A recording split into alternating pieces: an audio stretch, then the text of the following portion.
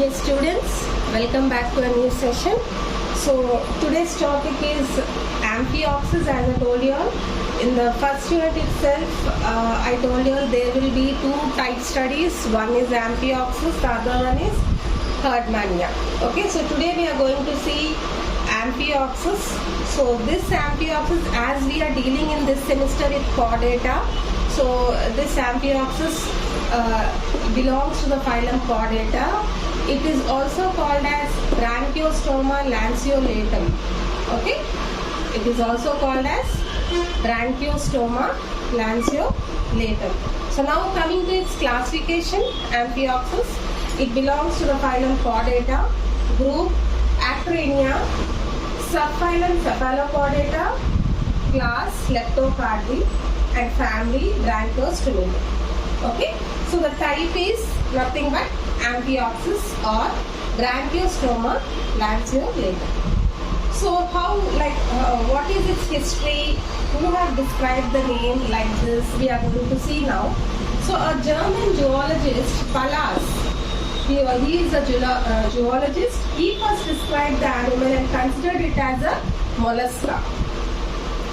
Okay, later, after Pallas, later Costa and Yarrell, they have, these two people are Italian scientists, and they have studied very deeply, that means extensive study they have made, and found certain chordate characters in Amphioxus.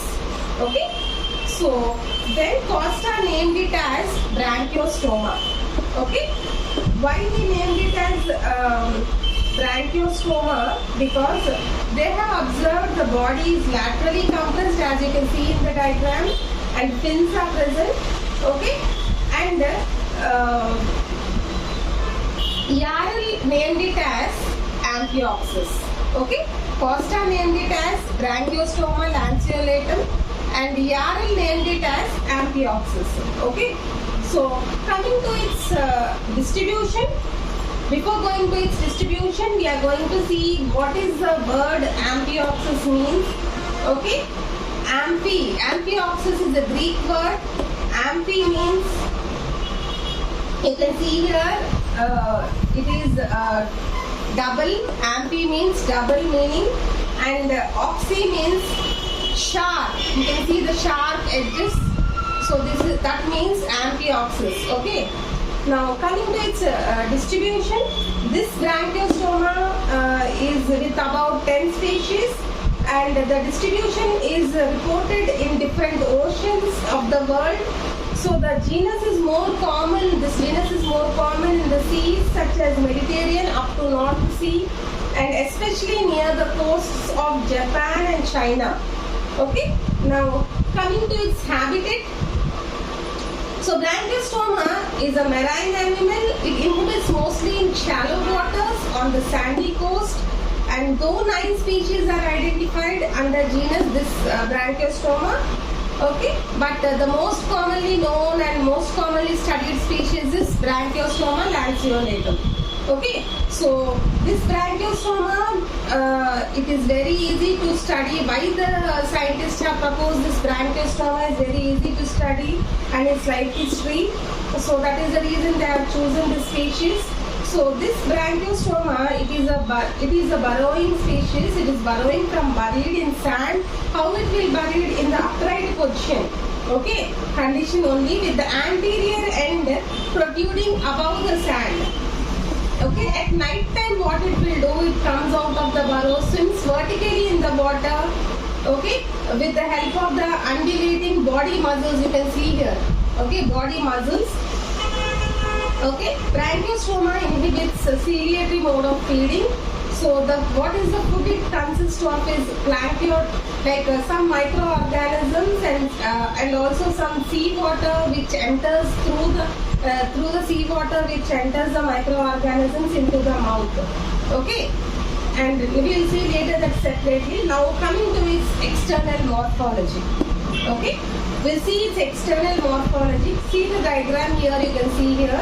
So in this diagram you can see Branchiostoma is a small, slender, elongated and transparent, through which you can see the muscles transparent, and laterally compressed fish-like animal. You can see here.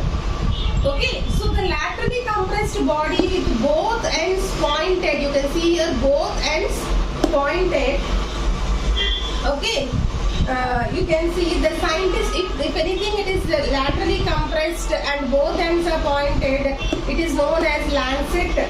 Okay, lancet is something which they used in olden days for hunting or some other purposes. Okay, so this streamlined body helps for swimming. Okay, now coming to its parts, you can see here rostrum, oral cilia, velum, and here you can see the gonads arranged here. This is called as the floor of atrium, anus, caudal fin. Okay, and these are called the muscles. These are called as myocepta, which are transparent. You can see here. Okay, now if you see here, we will see its internal morphology also as well. The body shows very clearly three distinct regions. If you see here, the body wall shows a thin, delicate, transparent skin. So through the transparent skin, you can see these muscles. Well-developed muscular structure. Okay, musculature. So you can see these muscles well developed. And the parietal peritoneum here you can present here where gonads are present. Okay. So you can see here myotomes. Myotomes are these which are arranged very neatly, and gonads. Myotomes and gonads on the lateral side of the body. A series L-shaped muscles. You can see here L-shaped muscles are present here in the amphioxus. Okay. Now, if you see here, this amphioxus has a great well-developed coelom. Okay, we are going to see the coelom of Branchiostoma. If you see, the coelom is present in the body cavity of the Branchiostoma. This coelom is a true coelom. Okay, so this coelom is derived from the archenteron, lined by the mesodermal layer. Okay, lined by the mesodermal layer. The coelom is much reduced condition around the pharynx. Though it is completely absent here, it is much reduced. The coelom is much reduced in the pharyngeal area. Okay, so it becomes more reduced in adults where the floor of atrium, that means in the atrial cavity also it becomes very reduced in the adult stage. Okay, coelom. So if you see, this pharyngeal, this coelom helps the body to be in a very stable manner, flexible manner, and undergo all the activities. Now, coming to the movements as I discussed, Branchiostoma prefers to burrow in the sands, and also in the night time it prefers to come out for swimming. So how it prefers? It prefers to burrow itself upright position, and also during the night it immediately comes out of the burrow and wants to swim in the like in the sea waters or somewhere where it is present.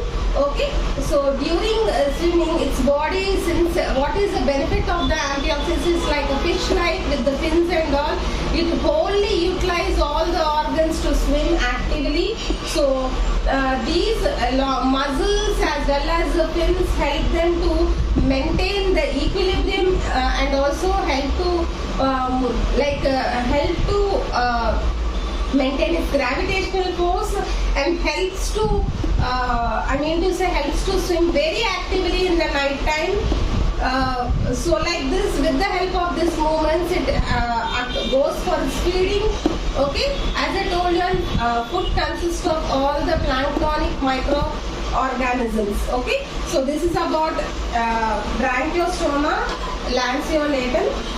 Students, please go through this video and make a note of it.